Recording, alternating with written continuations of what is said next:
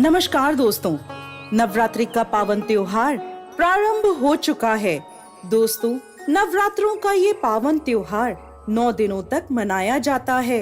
इन 9 दिनों में माँ दुर्गा के 9 अलग अलग स्वरूपों की पूजा की जाती है। नवरात्रि के पहले दिन माँ दुर्गा के शैलपुत्री स्वरूप की पूजा की जाती है। अपने दाहिने हाथ में त्रिशूल धारण किए, बाएं हाथ में कमल को शोभित किए, वृषभ पर सवार नव दुर्गाओं में प्रथम देवी शैलपुत्री हैं, जिन्हें सती के नाम से भी जाना जाता है। माता शैलपुत्री की कथा के अनुसार एक बार प्रजापति दक्ष ने एक बहुत बड़े यज्ञ का आयोजन किया। इस यज्ञ में उन्होंने सभी देवताओं को अपना अपना योग्य भाग प्राप्त करने के लिए आमंत्रित किया, परंतु उन्होंने भोलेनाथ को निमंत्रण नहीं भेजा। जब माता सती को यह ज्ञात हुआ कि उनके पिता एक अत्यंत विशाल यज्ञ का अनुष्ठान कर रहे हैं, तब उनका मन वहां जाने के लिए बेचैन हुआ। उन्होंने भोलेनाथ को अपने मन की सारी व्यथा बताई। भोलेनाथ बोले, देवी, प्रजापति दक्ष शायद हमसे किसी बात पर रुष्ट हैं, इसलिए उन्होंने सभी देवताओं को अपना अपना यज्ञ भार समर्पित किया है, परंतु उन्होंने हमें नहीं बुलाया, ना ही हमें कोई सूचना भेजी, इसलिए आपका वहां जाना उचित नहीं होगा। भोलेनाथ की यह बात सुनकर माता सती का मन शांत नहीं हुआ। पिता के द्वारा किए गए यज्ञ में सम्मिलित होने और अपनी माता और बहनों से मिलने की उनकी इच्छा और प्रबल होती जा रही थी। माता के आग्रह करने पर भोलेनाथ ने माता सती को वहां जाने की आज्ञा दे दी। पिता के घर जाकर माता सती ने देखा कि कोई भी उनसे प्रेम और आदर पूर्वक बात नहीं कर रहा। केवल उनकी माता ने उन्हें स्नेह से गले लगाया।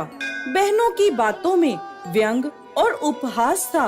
अपने परिजनों के इस व्यवहार से माता सती के मन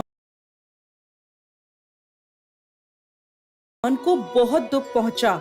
ये सब देखकर उनका हृदय शोक, ग्लानि और क्रोध से संतप्त हो उठा। वह सोचने लगी, भोलेनाथ की बात ना मानकर यहाँ आकर मैंने बहुत बड़ी गलती करी है। वह अपने पति के इस अपमान को सहन ना कर सकी और उन्होंने अपने उस स्वरूप को वहीं योगाग्नि से जलाकर भस्म कर दिया। इस दुखद घटना को सुनकर भोलेनाथ ने क्रोध में आकर अपने गणों को भेजकर दक्ष के उस यज्ञ का पूर्णतः विध्वंस करवा दिया। सती ने योगाग्नि द्वारा अपने शरीर को भस्म कर अगले जन्म में शैलराज हिमालय की पुत्री के रूप में जन्म लिया। माता शैलपुत्री का जन्म शिला यानी पर्वत से हुआ है, इसलिए इनकी पूजा अर्चना करने से जीवन में स्थिरता आती है। इनकी पूजा अर्चना से वैवाहिक जीवन सुखद हो जाता है और घर में सुख समृद्धि आती है। माता की पूजा अर्चना से मूलाधार चक्र जागृत हो जाते हैं, जिसके फलस्वरूप जीवन में स्फूर्ति और उत्साह का विकास होता है। साथ ही साथ माता शैलपुत्री की पूजा अर्चना से चंद्रमा से जुड़े सभी प्रकार के दोष दूर होते हैं और भक्त को सौभाग्य की प्राप्ति होती है।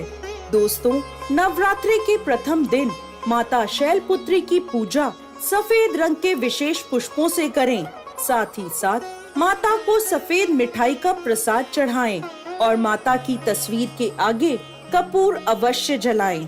पूजा के बाद माँ शैलपुत्री को गाय का घी अर्पित करें, जिससे माता आरोग्य काया का आशीर्वाद देती हैं और व्यक्ति का मन एवं शरीर दोनों निरोगी रहते हैं।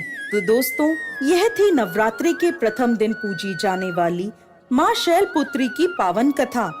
जय माँ शैलपुत्री।